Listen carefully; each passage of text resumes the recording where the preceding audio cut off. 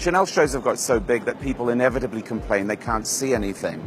Karl Lagerfeld's remedy for that today was to give everybody a front row seat, all 3,000 of us. But the show moved at such a speed that there were still hundreds of details that we didn't see. It was a brilliant commentary on the pace and the state of fashion now. Karl, there was something fabulously perverse about the notion of a salon show, in that, you know, we're really up close to the clothes. You want us to see the clothes, and then the show moves at such an incredible pace that you're just completely overloaded. There was half a mile to do. Huh? The girls had half a mile. And, you know, it's everybody's dream to have a front row seat, but it's not possible. But for once, everybody could have a front row seat. How many people had a front row seat, you know? 3,000. 3,000. That is pure fashion democracy then. Yes, it is, exactly. And you know, very often in my big set, people say, when you're not on the front row, you cannot see the detail. This time, I hope nobody can complain. They could see the materials, the details, the embroidery, whatever it is. Huh? I think but the collection was a bit of a riposte to people who say they can't see the details. You threw thousands of details at us. God, that's why I had to be near to it to see it. It felt like an A to Z of Chanel. I mean, there was everything in that show. Yes, it's Chanel, but it's very Chanel for today. Nothing to do with the past Chanel. Huh? The Chanel jacket and the quilting in other houses looks more Chanel like ours. And it felt like there was a real casual quality in the collection too. The way life is today, it cannot be too stiff. Huh? Even couture has to be relaxed. And this is not couture, but it's on the borderline. Huh? I love the bag that was the spool of thread. Just as nothing. Yeah, but what I like better that all the skirts were open, but in a second you can close them with a zip. Huh? So they can walk, and at the same time it gives a kind of, without being mini skirts, a short look, but they can be long at the same time. So it's up to you and your temper and your circumstances to open them, to close them, whatever you want. When you sit down, you can open them.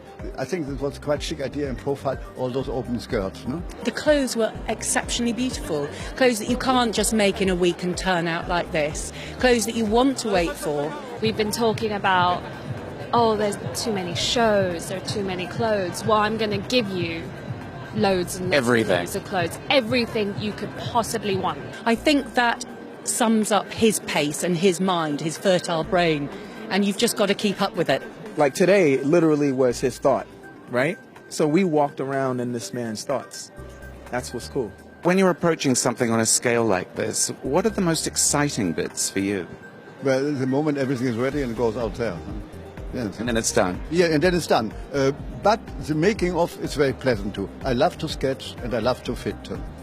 And you know, I sketch everything myself. And I don't make little sketches like this, like illustrations. I spend hours doing it. But you know, if they have archives and kept everything, I don't want that they remember me with little pencil sketches. So I do watercolor and pastel sketches, but detail that I have hardly to change anything when I fit, because they can read it, because it's like a three-dimensional thing. That is like I don't have assistants working with computer and doing things like this. I don't have, and I hate that. It's really handmade like the clothes. But it's such an extraordinary way of working. It combines the sort of most ancient craft of clothes making. Training nobody has anymore.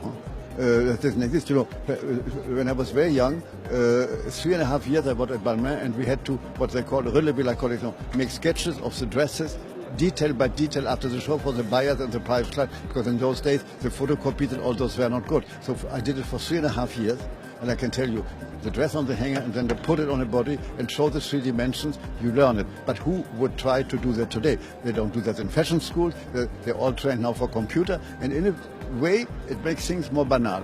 Is banality the enemy? Banality should never even be pronounced. I hope it was nothing banal out there. You never go back and look at it though, do you? No, I don't look at archives. I don't do trips for inspiration. It's all in my computerized mind. I don't like computers for sketches. I have a computerized mind.